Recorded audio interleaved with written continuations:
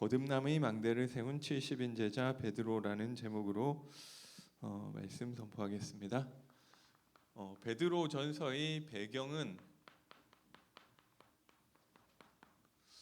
아마 50년에서 60년 사이 이제 네로 황제의 핍박이 시작된 짓기 전이나 아니면은 이제 시작하려고 하는 그 시기로 생각을 하고 있고요.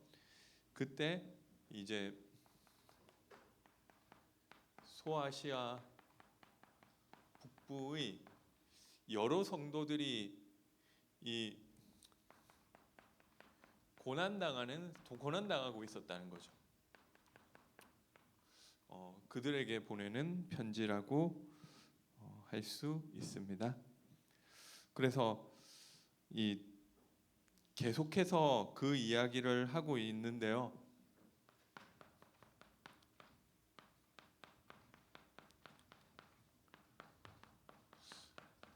하나님의 자녀가 됐는데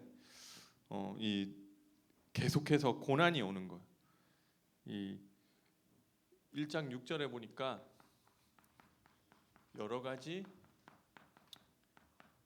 시험이 온다고 했고요. 그리고 이 근심하는 것들이 있다고 했고요. 그리고 이 4장 13절에 보니까 이 고난이 있고 5장 7절에는 염려가 있고 그리고 뭐 이런 것들이 안 왔으면 좋겠는데 온다는 거죠. 이게 보니까 교회 다니는 분들을 제가 만나 보니까 어떻게 보면 오히려 더 많을 수도 있겠다 이런 생각이 들더라고요. 아니 예수님이 모든 문제 해결했다는데 왜 그러냐. 그런데 오늘 본문에는 이것을 이상한 일 당하는 것 같이 이상히 여기지 말라고 하고 있는 것입니다. 이 문제가 온다는 거죠. 근데 이 고난은 그런데 이 중요한 것은 이것을 이 대적 마귀가 이용한다는 거죠. 너희 대적 마귀가 두루다니며 이 삼킬 자를 찾는다고 이야기를 한 거죠. 사실 하나님은 우리에게 축복으로 고난을 주셨는데 이 마귀가 마귀가 이것을 이용을 한다는 거죠. 그래서 이게 사실 이게 흑암의 문제라는 것은 우리의 행실로 해결할 수가 없는 거죠.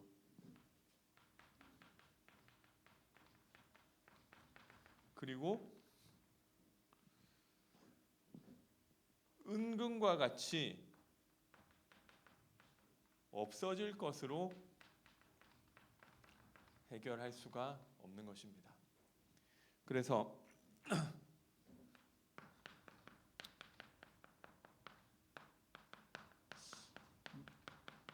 지금 이 시간 어려움 당할 때 우리가 이 생각해야 될 것이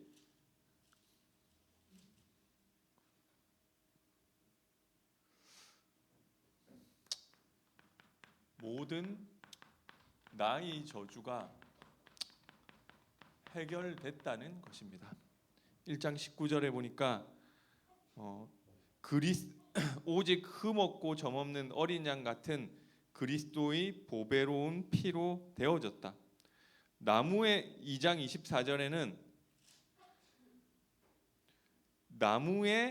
친히 나무에 달려 그 몸으로 우리 죄를 담당하셨다.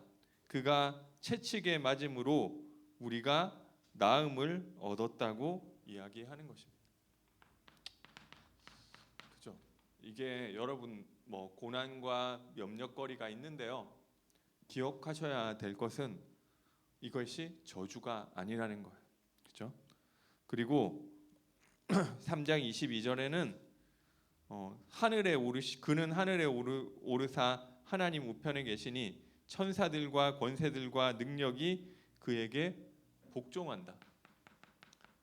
사탄이 꺾어졌다는 거죠. 그리고 1장 23절에는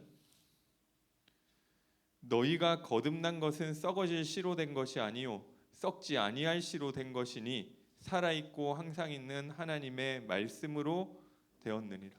하나님의 말씀으로 말미암아 하나님을 만나고 이 거듭나게 된 하나님의 자녀가 되었다는 것입니다.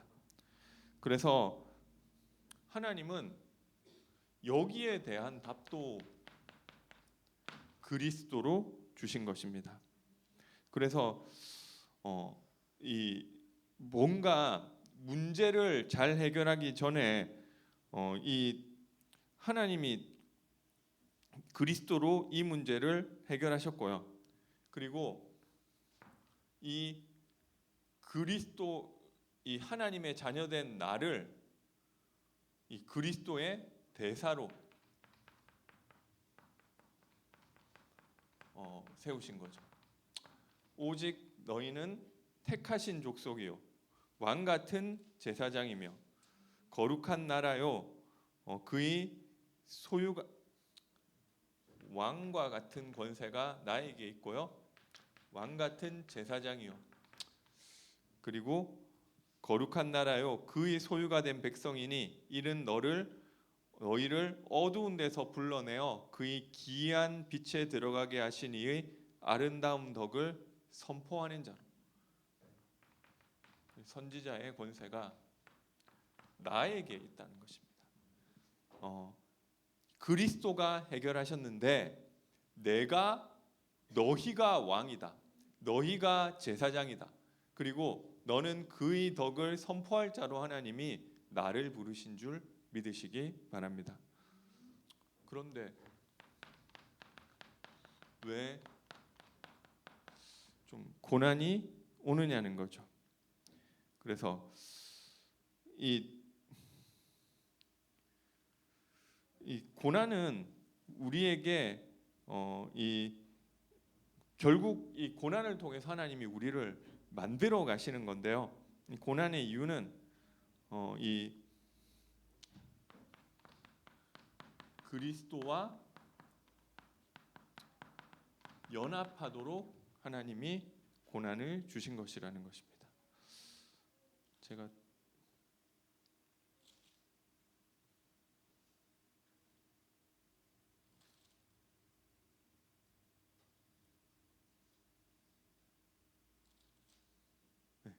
이게 제가 성경 구절이 지금 모르겠는데 그리스도께서 고난 받으셨는데 우리가 고난 받음으로 그리스도와 함께하는 그 축복 속으로 들어간다는 거죠.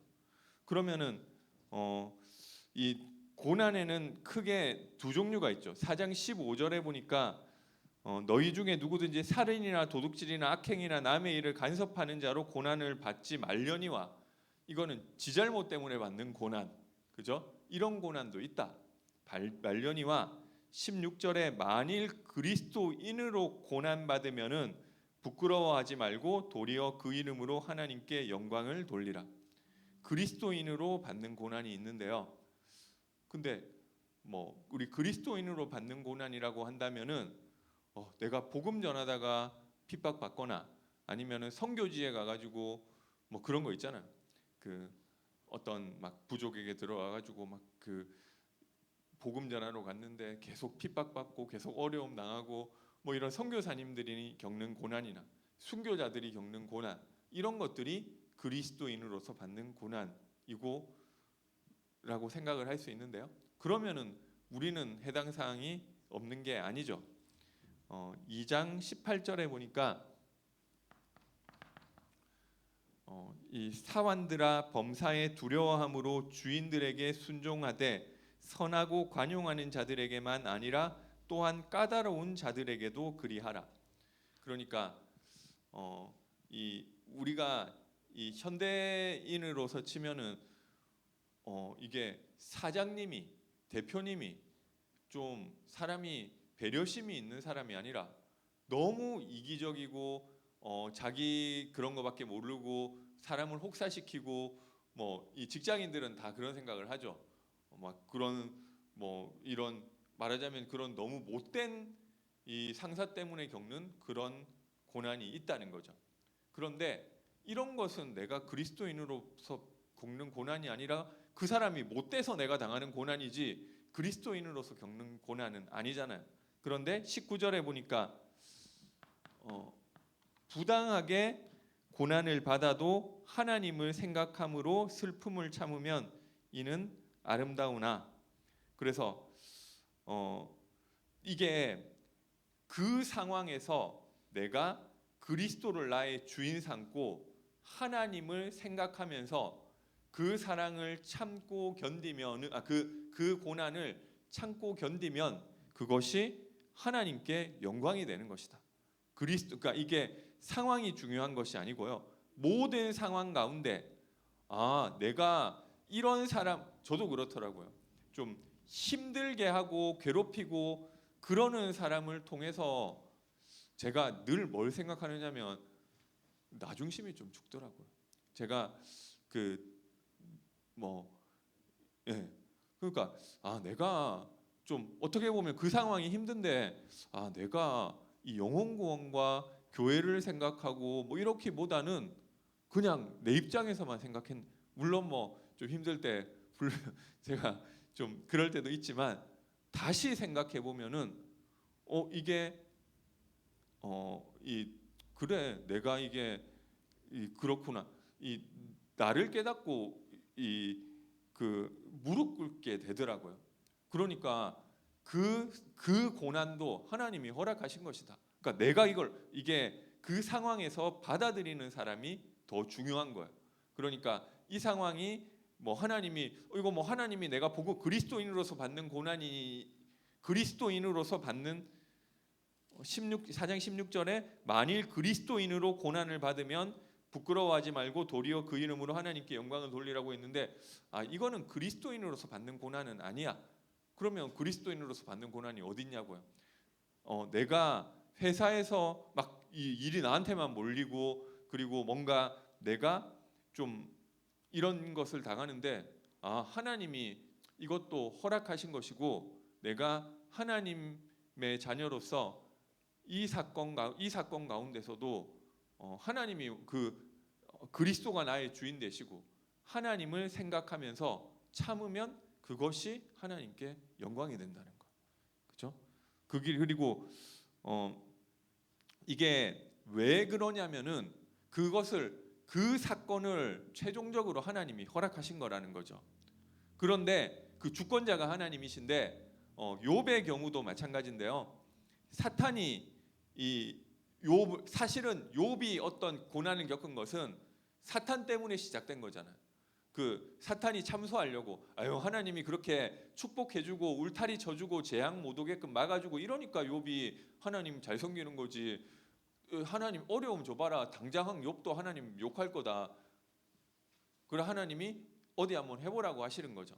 그래서 우리가 사람 때문에 그러니까 못된 직장 상사 때문에 어려움을 당하건 아니면 건강 문제로 어려움을 당하건 아니면 저 깐깐한 어디 뭐 공무원 때문에 내가 어려움을 당하건 아니면은 어떤 환경 때문에 어려움을 당하건 경제 때문에 어려움을 당하건 그것을 가지고 이렇게 그 어려움을 내가 그리스도인으로서 그리스도가 나의 주인 되시고 하나님을 생각함으로써 참고 견디면은 그것이 바로 사탄에 대한 승리가 되는 거예요.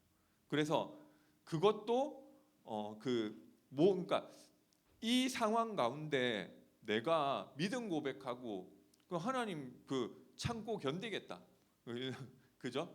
그게 그리스도 그러니까 이게 그 상황 가운데서 이게 제가 보니까 그렇더라고요. 내가 싫으면은 싫어 이러고 내가 좋으면은 좋고 이게 좀 그 상황 가운데 그런 모습을 발견하고 그리스도가 주인 되시도록 하는 것이 하나님이 우리에게 고난을 주시는 이유가 되고요.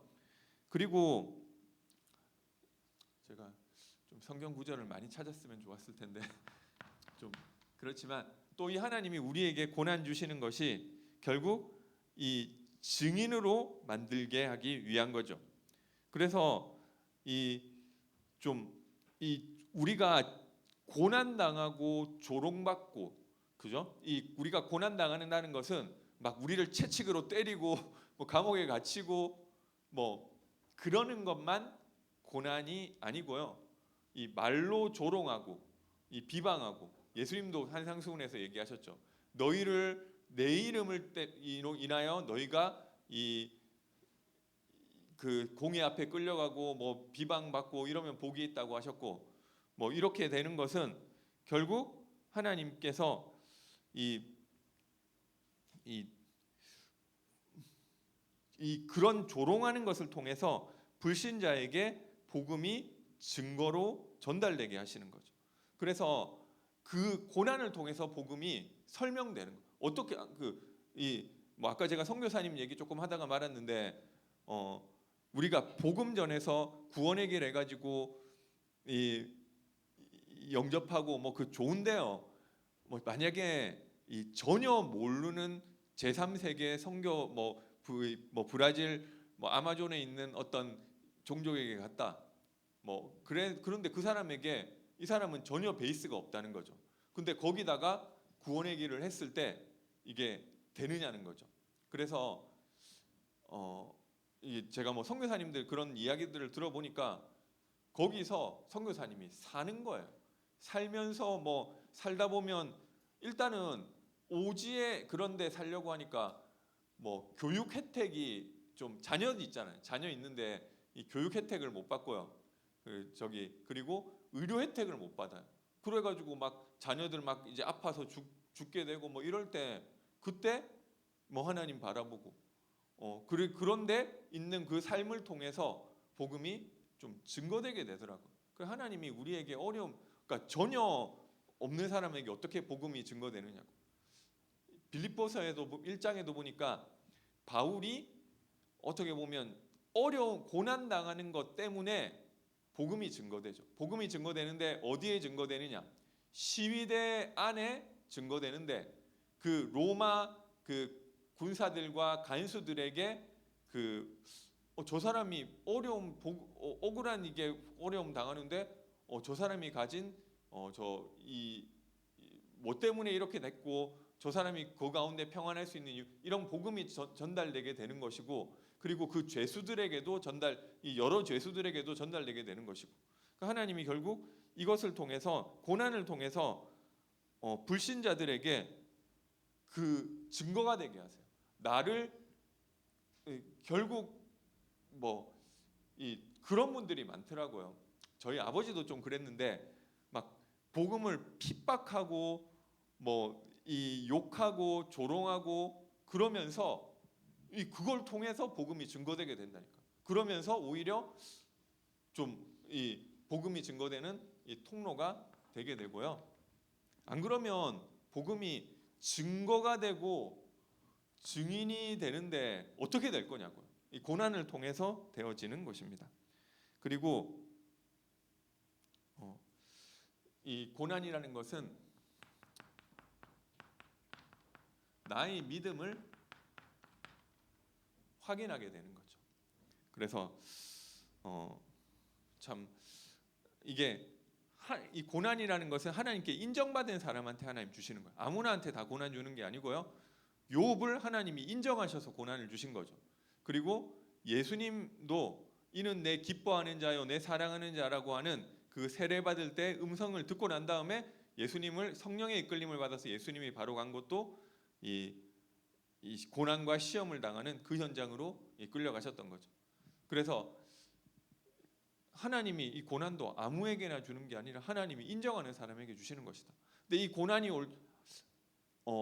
이 정도 어려움을 이길 수 있다 생각해서 주시는 거예요.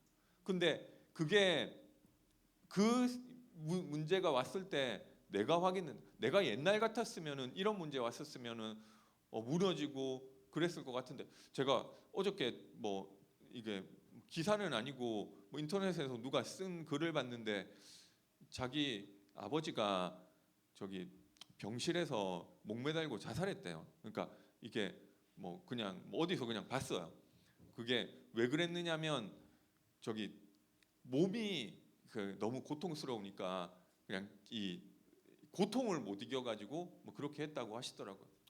참 뭐 그럴 수 있잖아요.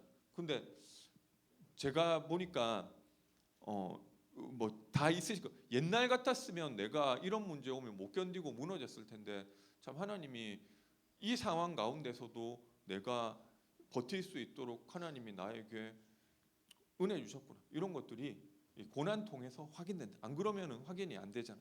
어떤 우리 어떤 그 청년이 보니까 문제 속에서 내가 좀 하나님이 하시는 그것을 하나님이 원하시는 것은 이건데 내가 너무 이것만 나의 입장만 생각하고 있다. 뭐 그런 거 생각하시면서 하면서 이 좀 주변에 너무 괴롭히는 사람이 있어가지고 이걸 좀 피하려고 하는 거예요.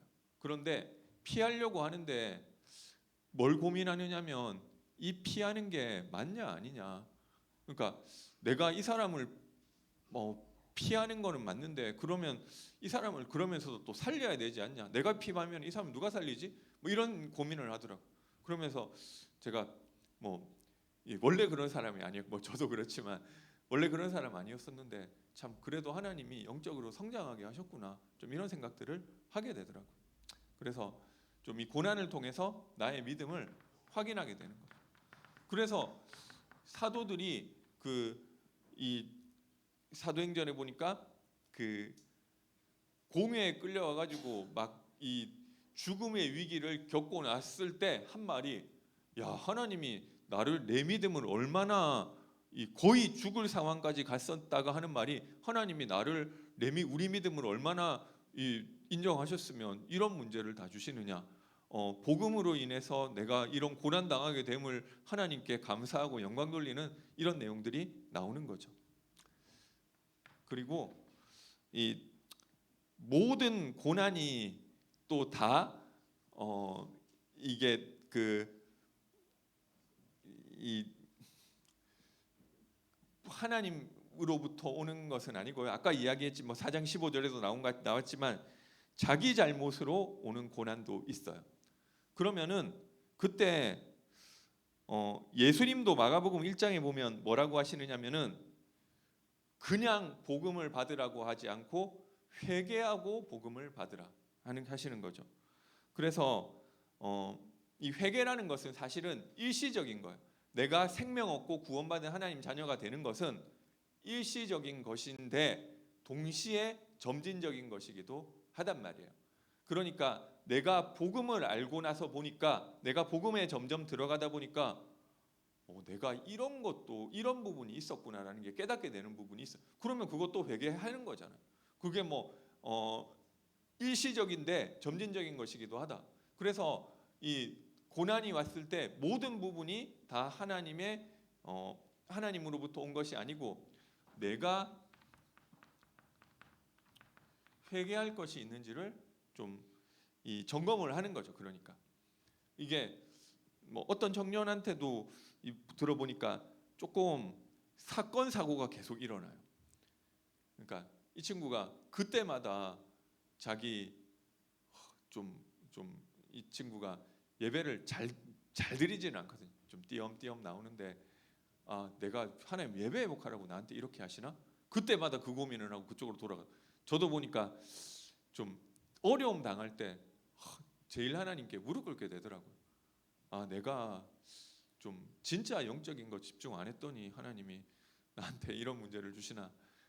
제일 많이 제가 그런 거 생각할 때가 이 교통사고 나고 내고 이러면 그때 한동안 너무나 큰 스트레스를 받거든요. 그러면서 좀 그런 것들을 생각하게 되더라고요. 그리고 뭐 또 다른 문제가 있을 때 결국 그런 부분들이 있다는 거죠.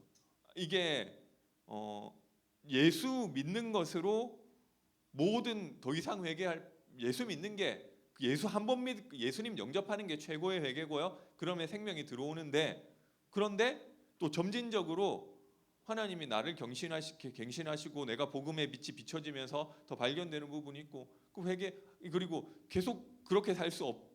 이게 내가 너무나 이상하게 살았구나라는 것들이 있으면은 그걸 돌이켜야 될 거야. 고난 왔을 때가 그 제일 좋은 기회인 것 같아. 그래서 좀 그런 것들이 있고요. 그리고 이 고난은 우리를 이 그리스도와 연합하게 할 뿐만 아니라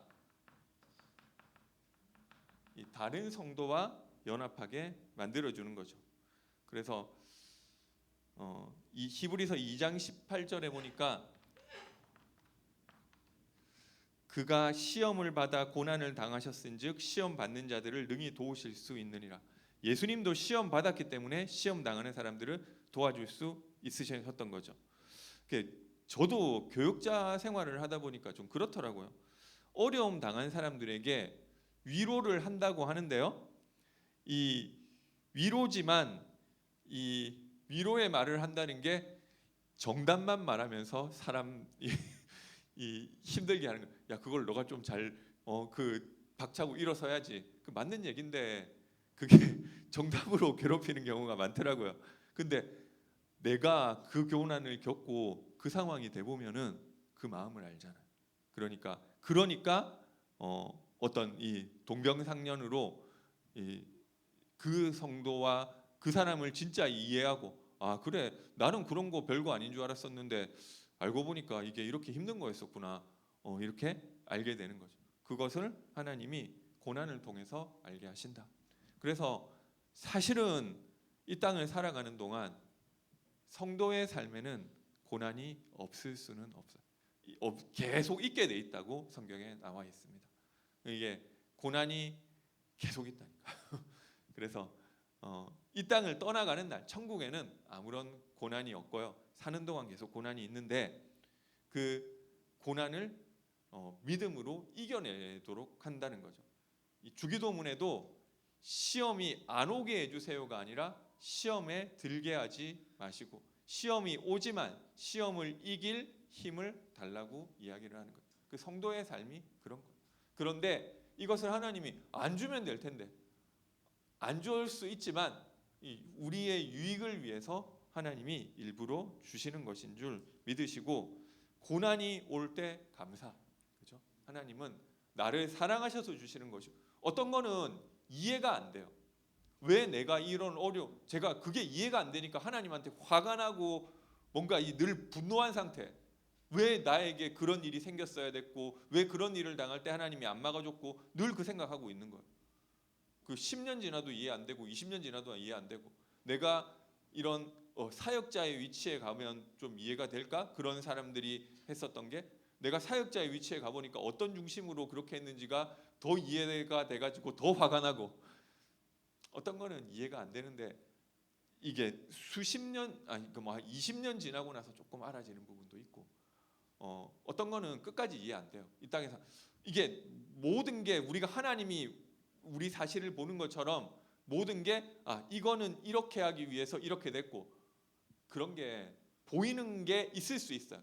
안 보이는 것도 많다. 그것은 천국 가면 확실하게 보이는데, 어찌 됐건 하나님은 하나님의 뜻대로 좋은 것을 주신대요. 그러면은 내 머리로 안 된다 할지라도 나에게 고난 주셔서 감사합니다. 고난이 늘 오느냐? 아니죠. 또 숨쉬고 살아야죠. 고난이 지나가고 나면 하나님이 평안도 주시고 기쁨도 주시고 뭐 이런 것도 주시면 또 그것 때문에 감사하고, 왜 나는 고난을 안 주시? 이럴 필요는 없죠. 그리고 그래서 이런 하나님이 축복의 이유를 가지시고 이 어려움을 주시는 것이 이상한 일이 아니라 당연한 것이다. 그리고 마지막으로 우리는 이 모든 것을 가지고 이 전도자의 삶에 도전하게 되시기 바랍니다. 그래서 그게 하나님께 영광이 되는 거예요. 우리가 문제가 아무 문제 없어가지고 내가 이재용 회장하고 지금 비슷한 수준의 성공을 하고 돈을 벌어서 예수가 그리스도 모든 문제 해결자 뭐 이렇게 할 수도 있겠지만, 그런 하나님이 그렇게 안 하셨잖아요. 그게 뭐 어떻게 그렇다니까. 여기 하나님 은혜 주시는 사람은 불신자가 봐도 야 너는 어떻게 이렇게 좀 안 좋은 일만 계속 생길 수가 있냐. 근데 나는 괜찮아. 그게 하나님께 영광이 되는 거죠. 그것을 베이스에 깔고 3장 15절에 보니까 너희에게 있는 소망의 이유를 묻는 자에게 대답할 것을 항상 준비해라. 그죠? 그게 이 내가 전도를 놓고 이 복음 전한다 생각하고 있어야 전할 수 있는 거죠. 이게 불신자들이 예수는 그리스도 해가지고 물론 하나님이 그 시간에 예비한 사람이라면은 딱 깨지겠지만 대부분 그렇지 않아요. 언제 아느냐? 이 고난 중에서 평안한 거예요. 그죠? 너는 도대체 무슨 소망이 있길래 너가 가진 영적인 힘과 소망의 이유를 그때 드러나잖아. 그때 그러니까 그것을 묻는 자에게 대답할 것을 항상 준비해라. 이게 보니까 뭐 제가 어느 정도 익숙해지기 전까지는 상대방은 나한테 복음 전해달라고 하는데 이게 딱 바로 캐치하고 복음을 못 전하더라고요. 뭐 저기 대학생들 청년들 제가 보니까 그리고 나중에 포럼하는데 그 제가 들어보니까 그거는 자기가 이렇게 힘들고 이렇게 시달리고 그 자기 지금 복음 전해달라는 소리인데 뭐 그런 얘기가 들리는데 그렇게 들리는데 그걸 딱 바로 알고 딱 못 전하게 하는 경우가 많더라고요. 그럼 그 친구 나중에라도 그 친구한테 가서 그럼 복음 전해보라고 얘기를 하는데 이게 늘 그래서 준비돼 있으면 그러니까 뭐 구원의 길도 준비하고 안 돼 있으면 못 하는 거잖아요. 그래서 뭐 오늘도 뭐 우리 사모님께서 뭐 이게 카톡방에 올리셨는데 저도 뭐 해봤는데 저는 복음 소식을 외우지는 않았는데 사실 좀 좋은 FM 그 구원의 길을 내가 외워버리는 게 제일 좋아요. 뭔가를 저도 이 목사 예전에 목사님들이 하신 뭐 이게 어느 목사님 뭐 구원의 길 한 거를 뭐 열 몇 개 듣고 뭐 어떻게 나는 이렇게 정리해 가지고 처음에 외우다 거의 저도 외웠어요. 뭐 안 보고 해야 되니까. 근데 그렇게 되니까 딱 그거대로만 하는 게 아니라 또 여러 상황에서 여러 개로 좀 바뀌어질 수 있겠더라고요. 그래서 이게 소망의 이유라는 것이 좀 구원의 길도 되고 그리고 내가 복음을 전할 수 있는 좀 나만의 어떤 이 준비가 있을 수 있겠죠. 나는 이 뭐 좀 시작할 때 서론을 어떤 얘기를 하고 어떻게 하고 근데 뭐 좀 바쁠 때는 이렇게 하고 시간 없을 때는 이렇게 하고 좀 이게 준비가 돼 있으면 아무래도 바로 반응이 나오죠. 그리고 그리고 2장 2절 3절에 보니까 순전하고 갓난 아기들 같이 순전하고 신령한 젖을 사모해라. 그렇죠? 이 하나님의 이 말씀을 사모하는 거죠. 우리가 영적으로 자랄 수 있는 거죠.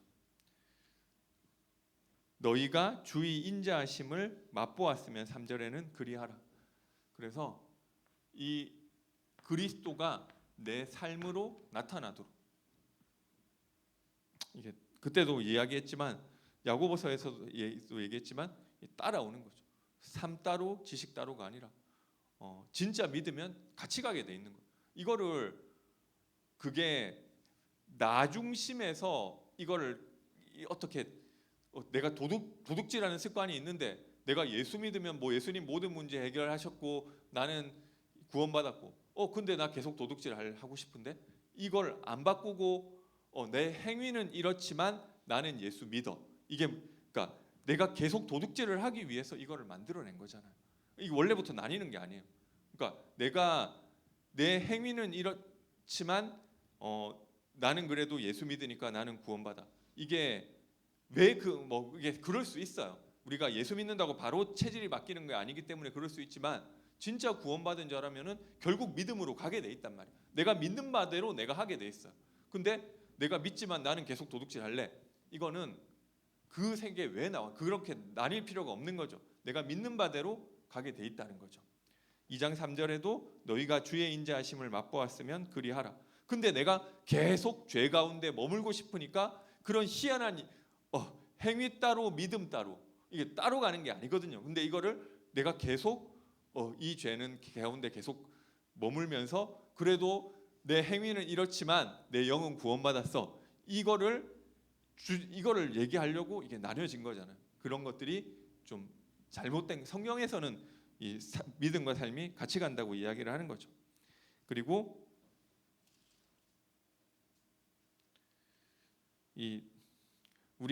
우리 삶이 하나님 주시는 힘으로 살아가는 거죠. 만일 누가 말하려면 하나님이 말씀을 하는 것 같이 하고 누가 봉사하려면 하나님이 공급하시는 힘으로 하는 것 같이 하라. 이는 범사에 예수 그리스도로 말미암아 하나님 영광을 받게 하려 함이다. 그래서 우리가 봉사도 하나님이 공급하시는 힘으로 그래야 내가 뭘 하고 이런 얘기가 안 나오잖아요. 그렇죠? 이 안에서 전도자의 상 가운데서 하게 되시기 바랍니다. 그리고 마지막으로 우리 상 가운데 우상 숭배와 싸우게 되시기 바랍니다. 여전히 있는 거죠, 우리 가운데.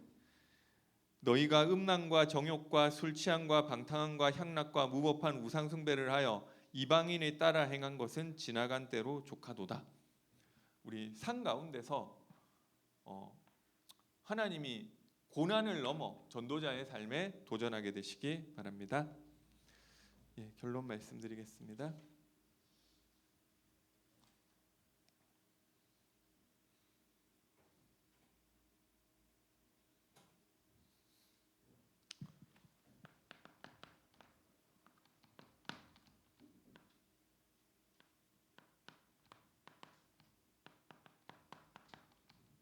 모든 고난 가운데 좀 감사를 회복하게 되시기 바랍니다.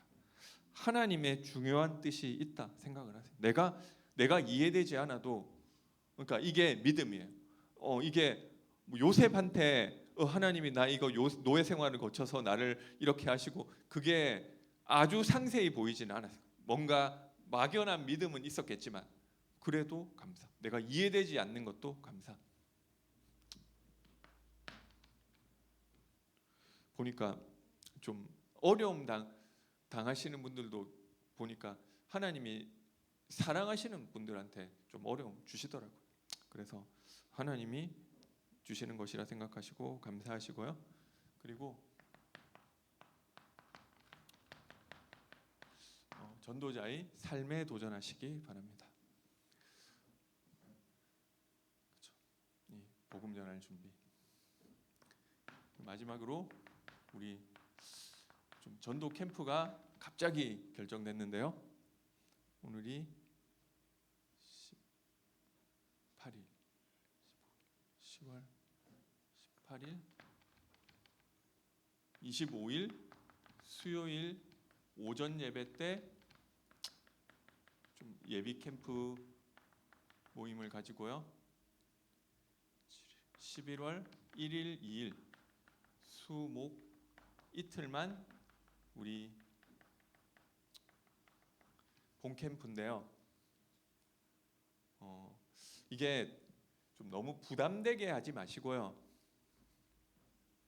내 상 가운데서 좀 그냥 가고 싶은 현장과 만나고 싶은 사람을 생각하셔서 이때 생각해 보시고요. 이때 갔다 온다. 그냥 그 정도로 편하게 생각하시면 되겠습니다. 하나님이 준비하신 것이 있으면은 내가 확인하고 오겠다. 또 갑자기 또 이게 좀 결정이 되다 보니까 좀 마음의 준비가 안 됐을 수도 있는데 좀 편안하게 이 하나님이 하반기에 뭐 좀 우리가 뭐 사실 늘 전도자의 삶이 되어지고 매일 캠프의 축복을 누리면은 뭐 교회 전도 캠프를 따로 할 필요가 없겠죠. 그러나 하나님이 나를 위해서 캠프를 준비하셨다. 내가 전도를 안 하니까 이때라도 전도를 생각하라고 하셨다 생각하시고요. 안 되는 것을 우리가 만들어낼 수는 없어요. 그러니까 그런 부분에 부담 가지지 마시고요. 그냥 내가 좀 이 현장에서 내가 하나님이 준비한 문이 있는지 확인하겠다.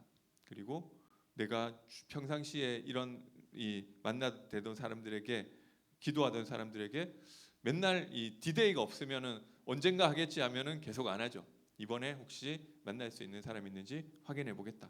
그래서 이 내가 가진 소망의 이유를 전달하는 은혜가 있게 되시기를 바라겠습니다. 예, 찬송가 298장 하나님께 찬양드리겠습니다.